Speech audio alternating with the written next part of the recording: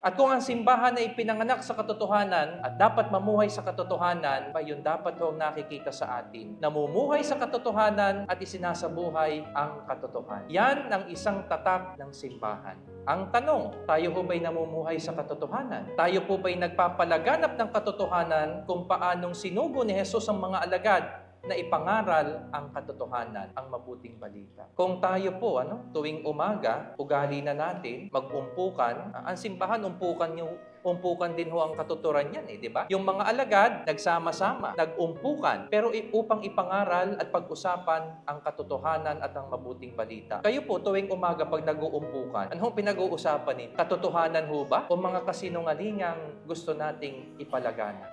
Nagre-react ho kayo. Tandaan ho natin, ang Pentecostes, pinapaalala sa atin na ang simbahan ay pinanganak sa katotohanan. Tayo bilang simbahan ay dapat ring mamuhay sa katotohanan at dapat ring magpalaganap ng katotohanan. Dahil kung hindi ho tayo nagiging totoo sa kahulugan ng pagiging simbahan.